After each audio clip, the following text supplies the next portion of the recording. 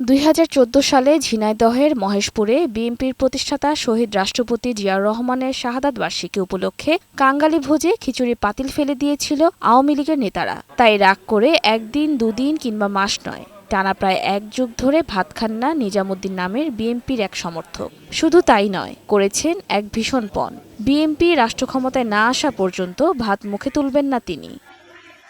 নিজামুদ্দিন মণ্ডল ঝিনাইদহের মহেশপুর উপজেলার বাঁশবাড়িয়া গ্রামের বাসিন্দা। গত ঈদের পর থেকে শারীরিক অবস্থার অবনতি হয় নিজামের। এর মধ্যে গত সোমবার বেশি অসুস্থ হয়ে পড়লে চিকিৎসার জন্য তাকে ফরিদপুর মেডিকেল কলেজ হাসপাতালে ভর্তি করেন পরিবারের সদস্যরা। হাসপাতালে চিকিৎসাধীন অবস্থায় অসুস্থ নিজামুদ্দিন বলেন, কোনোভাবেই তার প্রতিজ্ঞা ভাঙবেন না। যতদিন বিএনপি ক্ষমতায় না আসবে ততদিন মরে গেলেও ভাত খাবেন না।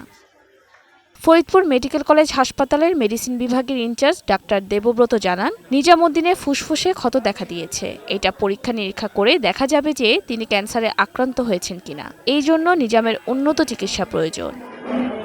অসুস্থতার খবর নজরে আসে বিএনপির ভারপ্রাপ্ত চেয়ারম্যান তারেক রহমানের। পরে তার নির্দেশে ফরিদপুর মেডিকেলে ছুটে আসেন কেন্দ্রীয় কমিটির স্বাস্থ্য বিষয়ক সম্পাদক ডাক্তার রফিকুল ইসলাম ও আমরা বিএনপি পরিবারের আহ্বায়ক আতিকুর রহমান রুমন সহ একটি প্রতিনিধি দল। এরপর বুধবার অসুস্থ নিজামুদ্দিনকে ফরিদপুর থেকে ঢাকায় আনা হয়। জনাব তারেক রহমান তার চিকিৎসার দায়িত্ব নিয়েছেন।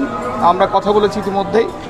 ওনার চিকিৎসার দায়িত্ব ওনার, এবং যত খরচ হয় এবং ইয়ে হয় সব উনি দেখবেন। তার একটি দুরারোগ্য রোগ হয়েছে, যেটি আমরা সাসপেক্ট করছি যে লাংয়ের কোনো ক্যান্সার জাতীয় কোনো কিছু হচ্ছে কিনা।